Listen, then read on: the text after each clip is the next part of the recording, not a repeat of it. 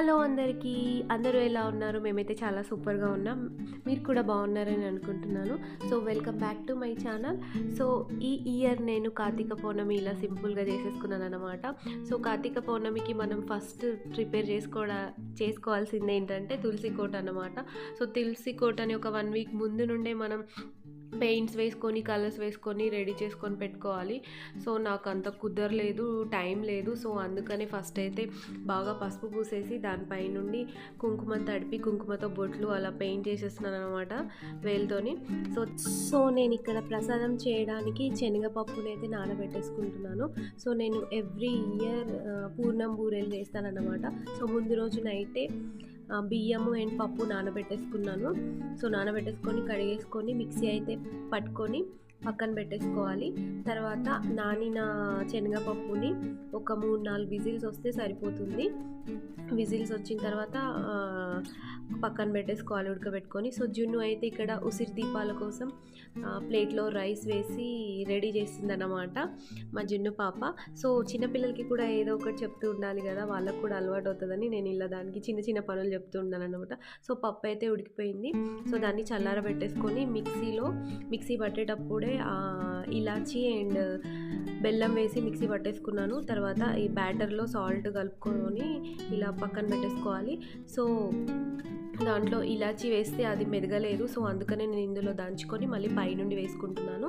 పైనుండి వేసుకున్న తర్వాత దీంట్లో పైనుండి మనం నెయ్యి కూడా వేసుకోవాలి. సో నెయ్యి ఎంత ఎక్కువ వేస్తే అంత టేస్టీ ఉంటాయి అన్నమాట పూర్ణం బూరెలు. సో మా పిల్లలకైతే చాలా ఇష్టం. సో అందుకే నేను ఎవ్రీ ఇయర్ కార్తీక పౌర్ణమి రోజు పూర్ణం బూరెలు డెఫినెట్గా చేస్తాను. సో టైం అయితే చాలా పడుతుంది, బట్ తప్పదు కదా. ప్రసాదానికి నేను కార్తీక పౌర్ణమి పూజ చేసిన రోజు నేను వీటితోనే స్టార్ట్ చేసిన అన్నమాట. సో అందుకనే నేను ఎవ్రీ ఇయర్ వీటితోనే చేస్తాను.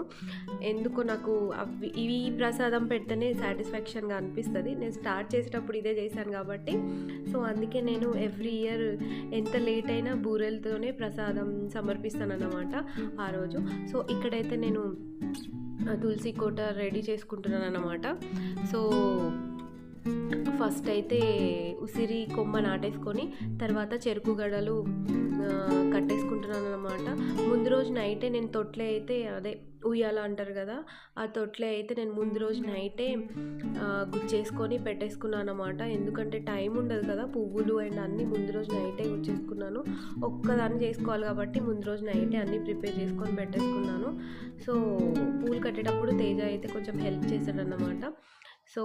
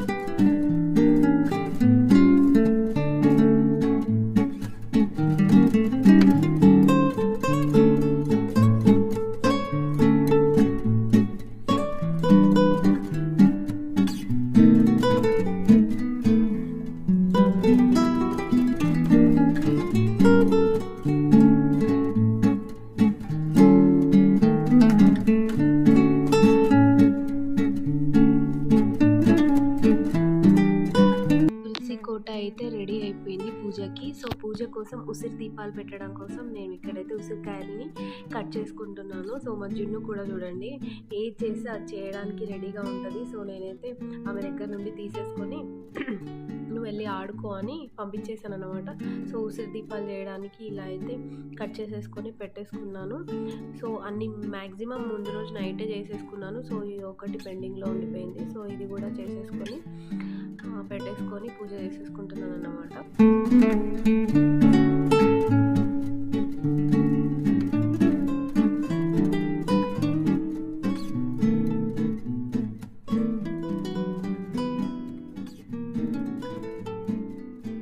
మొత్తానికి పూజ అయితే ఇలా జరుపుకున్నాను అన్నమాట. సో పూజ అయితే చాలా బాగా జరిగింది. మధ్యలో అప్పుడే క్రాకర్స్ కూడా కాల్చేస్తుంది నేను పూజ చేయగానే డేలోనే. సో చాలా బాగా జరిగింది పూజ అయితే. ఒక 5 మెంబర్స్‌కి 5 కంటే ఎక్కువ మందే వచ్చారు. సో, వాయనం గూడా ఇచ్చాననమాట. అవన్నీ వీడియో తీయడానికి అంత టైం లేదు. సో, నైట్‌లో అయితే మేమైతే క్రాకర్స్ కాల్చేసాము. సో, జున్ను అప్పటికే డ్రెస్ చేంజ్ చేసేసుకుంది. అప్పటికే గుచ్చుకుంటుంది అనేసి. సో, ఇది మా కార్తీక పౌర్ణమి. అందరికి కార్తీక మాసము అండ్ కార్తీక పౌర్ణమి శుభాకాంక్షలు. సో, కార్తీక మాసం అయితే ఎండింగ్‌కొచ్చేసింది. అయిపోయింది కూడా. సో, ఇన్ని డేస్‌కి మాకు అప్లోడ్ చేయడానికి టైం దొరికిందనమాట. Thank you.